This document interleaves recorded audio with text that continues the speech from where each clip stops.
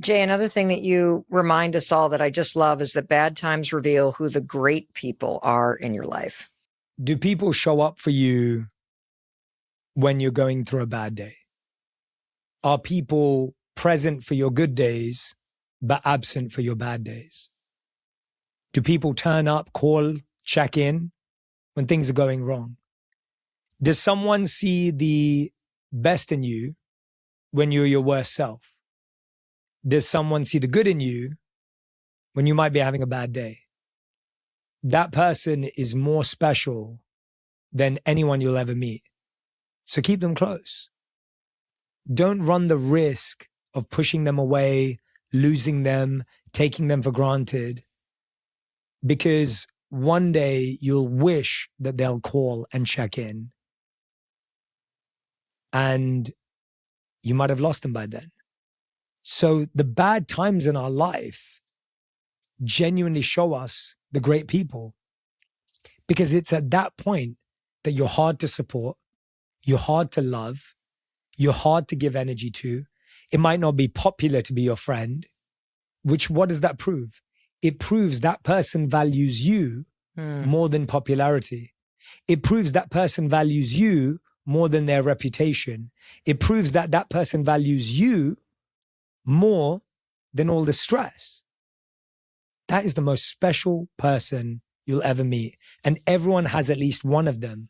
But the problem is we want attention from these people, so we lose affection from these people. It's so true. You're really good at that. You're really good at showing up for your friends. It's because people have shown up for me. That's the reality of it. I'm good at showing up for people because people have shown up for me. And it's not always the same people. That's the mistake we make. We think that the people we show up for should be the people that show up back for us. Oh, say more about that. So we believe that when we show up for someone, they should show up for us. We want people to love us in the same way we love them. But people won't love you the way you love them.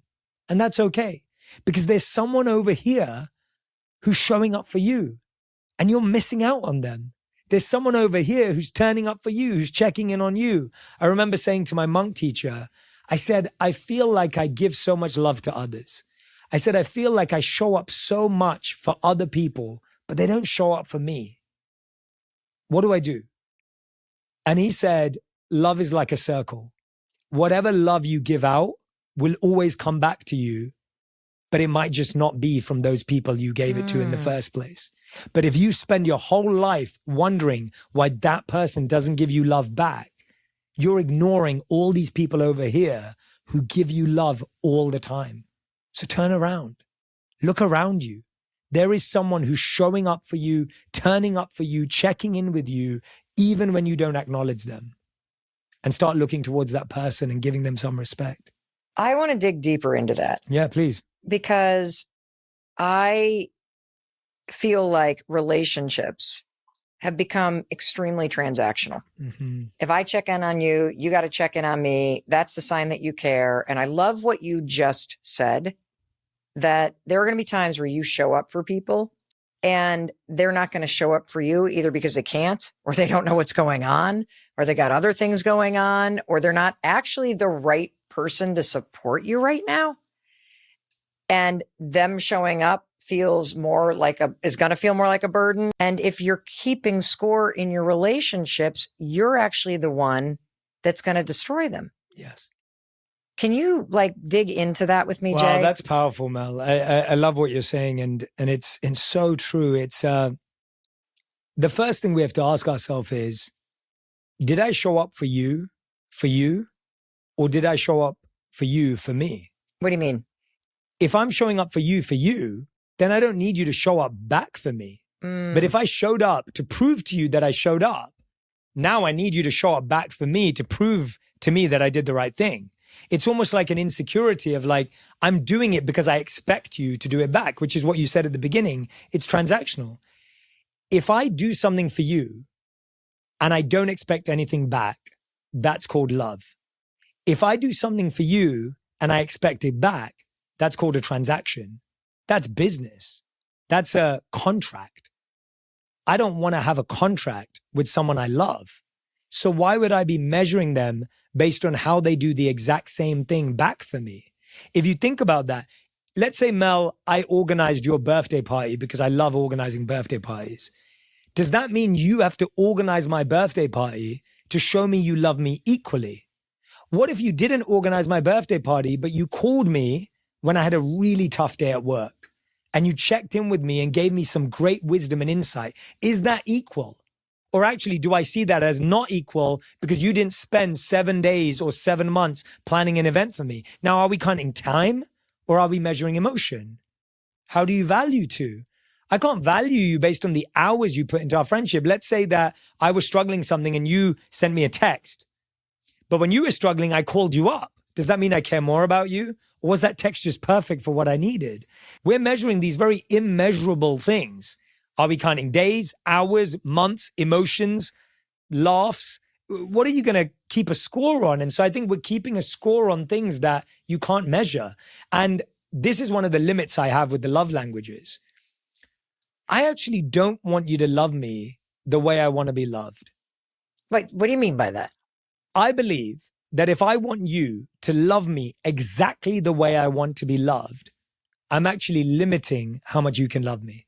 Because you have something to offer me that is different to what I even know I can receive. So if I say to you, Mel, the only way you can show me love is gifts, because that's what blows my mind. That's great. I do like gifts. But guess what? What if your best way to offer love is acts of service? What if your best way of love is quality time? Now I'm going to miss out on the greatness you have to offer me because I'm going to say, I only want you to give me this. What if you wanted to give me the world? And I said, just give me a gift. So I'm limiting how much love. So when love matures, I think when love is young, it's a great principle. But when love matures, and by the way, me and Radhi have been through this. When I met Radhi, I was that guy. So I love gifts. And I had to do a lot of unpacking as to why I love gifts. Why do you love gifts?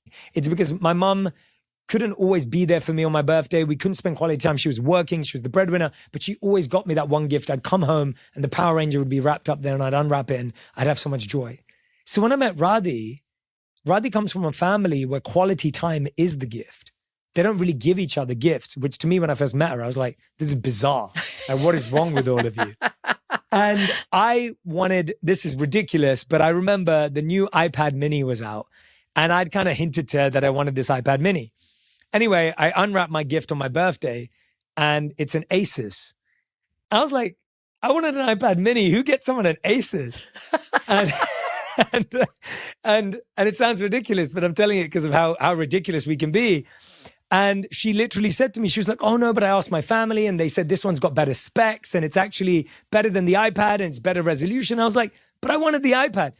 And I'm telling this story because Radhi and me learned as our relationship developed that Radhi had so many beautiful ways to show me love and she turned up in so many amazing ways, but I would ignore all of them because I didn't get a gift on my birthday or the gift I wanted on my birthday. And I think so many of us are ignoring the amazing ways our partners, our kids, our parents show up for us because they don't show up in exactly the way we want. And here's the point. No one will ever love you exactly how you want because that's your job and that's God's job. We will wish, wait, want every single week, month, and year for someone to love us in a particular exact way, and they will always fail us because that was your job. It was never theirs in the first place. That was God's job. It was never theirs in the first place. So open yourself up to the limitless love that people show up. Maybe your partner makes you coffee in the morning. Maybe they're the ones that make the bed. Maybe they're the one when you're on the road to check in with you and order something to your hotel room. Maybe they're the one that reminds you that you forgot your glasses or your wallet. Maybe they're the one that remembers to put the dishes away. Whatever it is, they're doing something and it's love. They may not say I love you. It may not look like I love you, but it is. And by the way, when you tell them, hey, you didn't get me this one thing or you didn't say this one thing, they're thinking, how did you miss all of the other things? And guess what? You discourage them from loving you. You don't encourage someone to love you by telling them you're disappointed. No one's going to give you more because you made them feel bad. People love you more when they see you noticed all the little things they did. And all of a sudden they feel inspired to give you more. Jay, it really, as I was listening to you, I was first of all thinking about what an asshole I am in my marriage. So thanks a lot. We love you, Chris. Because I so saw myself, right? And then, me too, by the way. Yeah, and then something extraordinary happened as I was listening to you. And that is, what a shame that most of us are so busy looking for the one way we expect to be loved that we miss all of the love that is around us and available to us that we don't let in. And what an opportunity to have a shift and really change the way that you see life, you see relationships, and what you open yourself up to.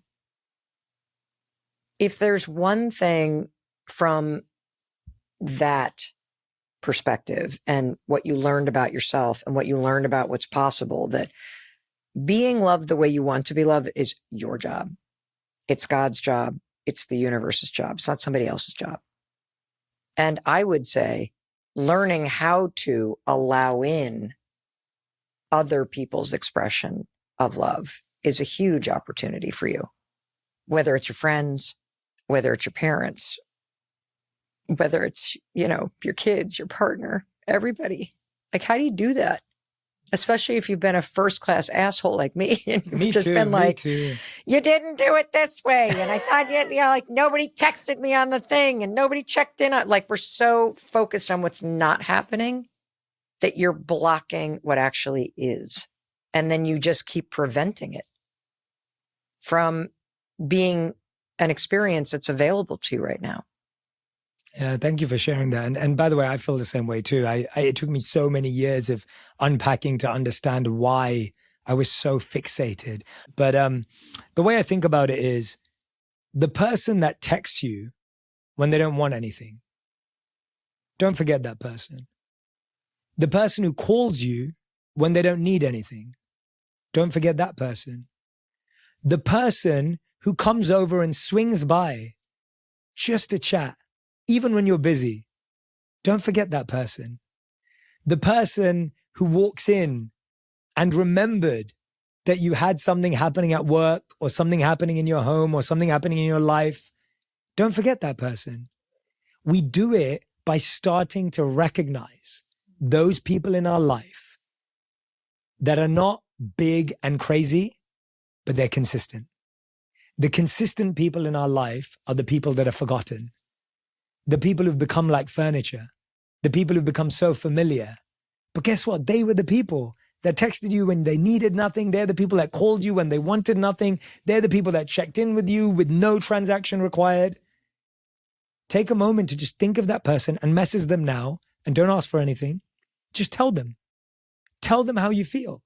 Message them and say, thank you so much for showing up for me when you didn't want anything in return. Thank you so much for checking in with me when you got nothing out of it. Acknowledge them for that, because we have to start noticing it.